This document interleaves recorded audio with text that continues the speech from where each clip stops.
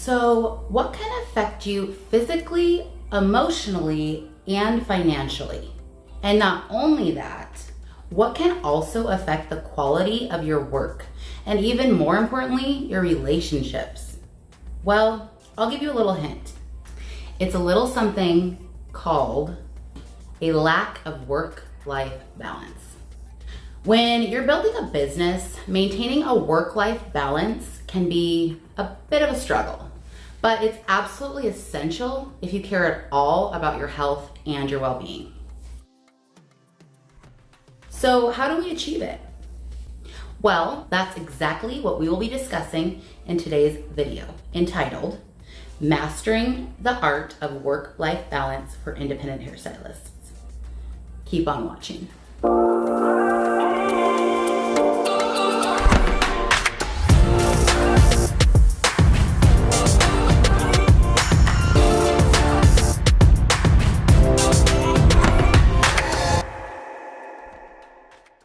Hey, I'm Madison, and I help independent hairstylists to set up or restructure their hairstyling businesses. I will show you how to quiet the noise from all of the unnecessary distractions using organization and truly innovative systems, as well as share some really helpful strategies to connect or reconnect you with your branding. That way you can learn the best way to promote your business, especially when you are promoting it online. Okay, so let's get into today's video. First, I'm going to show you how you can identify where things are a bit unbalanced in your life. Are you working too much, or are you not working enough? Next, I'm going to give you some really good ideas on how you can tip the scale one way or the other, wherever it is that you need to establish more of your boundaries. And last, I'm going to share with you the 5 major benefits that I get from the one thing that I do every single day that helps keep me balanced, so that hopefully some of you guys will feel inspired to try it out too. We automatically assume that work is the evil culprit creeping into our lives, causing us stress and overwhelm. But actually, sometimes it can be the other way around. When you are working, if you struggle with any of the following, you may fall into this group. If when it comes to work, you are constantly being interrupted due to multiple phone calls from your husband or your kids, always using work hours to run your personal errands, showing up late to work more often than you should because you have so many home tasks that you can't ever seem to finish any of them, answer your phone for non-work related calls against your better judgment only to get dragged into a conversation that's non-work related, totally disrupting your workflow. Then take this as confirmation that your life is creeping into your work big time. And honestly, this is something that I personally can relate to. Having a husband, 3 kids, who we homeschool by the way, 2 other businesses, family, and friends, juggling it all seems next to impossible most of the time. So what can we do to achieve a better balance? Here are 4 tips that I found really help when your personal life infiltrates the growth of your business. Number 1, set priorities. Organize your months, your weeks, and your days by what needs to be done first. If you use one long-term goal as your guide or your inspiration to help you stay focused, then that's huge. You could start by setting like one big goal for the month, okay? That's gonna help you achieve your huge goal. Then reverse engineer it by setting like one medium goal each week that month that are gonna help you achieve the bigger goal. And then last, create 3 small goals every single day to help support you in accomplishing those medium weekly goals.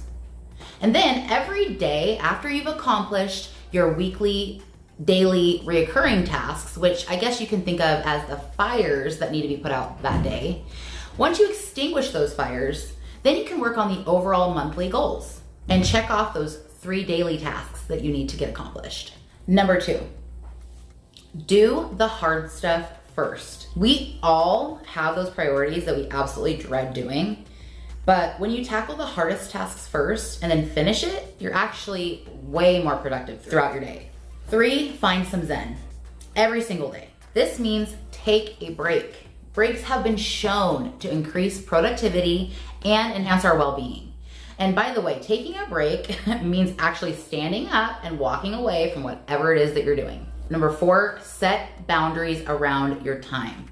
Established boundaries help avoid burnout. They also serve to let others know when you will respond to work-related issues and when you will not. Boundaries keep work at work and home at home. So establish yours so that you can avoid all of the extra stress that's really not necessary.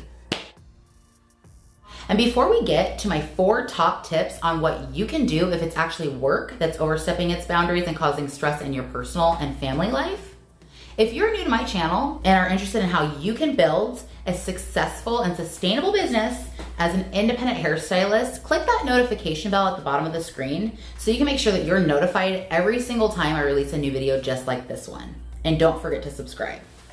Okay, so how do you know if it's work that's actually the issue? And what can you do if it is? Ask yourself these questions.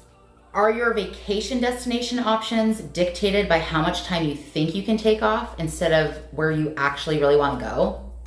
Or are you missing events with family or friends because you feel like you have to work just in order to stay afloat and you have to say yes to every single client? Or are you coming into work sick because you feel like if you stay home in bed that it could derail your success and that you would be letting everybody else, all of your clients down? If any of those are a yes for you, take that as a sign that it's work that's the problem. Here are my 4 top tips on what you can do to achieve more boundaries when it comes to your work life. Number 1, unplug. Step outside and enjoy the sound of nature. Unplugging allows you to recover from all the stresses of the week and gives you the space for new thoughts and ideas.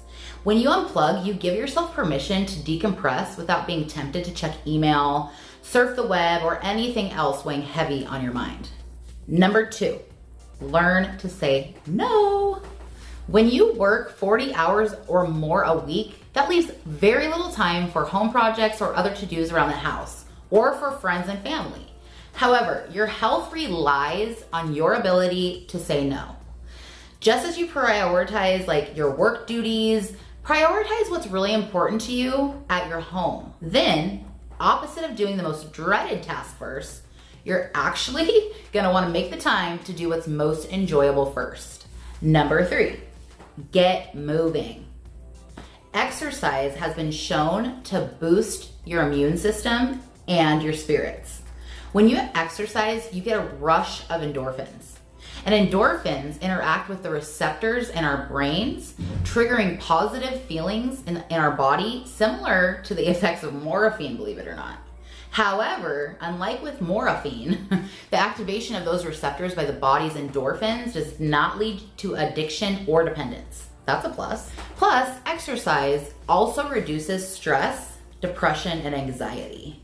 And number 4, take a vacation. You worked so hard. Reward yourself with a vacation. Whether you hop on a plane, take your camper on a road trip, or even just rent a hotel down the street from your house, it's important for your well-being to just get away, at least some of the time. Tell me, what is the number 1 way that you decompress during a stressful week or at the end of one? Let me know in the comments below. Okay, so last but not least, I really want to share with you guys the number 1 thing that I do that helps keep me balanced no matter which area of my life feels like it's a little off kilter. For me to feel my absolute best, I absolutely have to make time to journal. And recently, I actually looked up some of the major benefits that I'm receiving when I simply decide to pick up my pen and paper and take the time to do it. Here are 5 good for you virtues of journaling. Number 1, it reduces stress. In fact, there was a study that showed that expressive writing, like journaling, for only 15 to 20 minutes a day, 3 to 5 times over a course of a 4-month period, was enough to lower blood sugar and improve liver functionality. Plus, writing about stressful experiences can help you manage them in a really healthy way. Number 2, it improves immune function. Believe it or not, expressive writing can strengthen your immunity and decrease your risk of illness. Journaling both improves immune system functionality as well as lessens symptoms of asthma and rheumatoid arthritis. It can improve liver and lung function, combat certain diseases, and it has even been reported to help the wounded heal faster.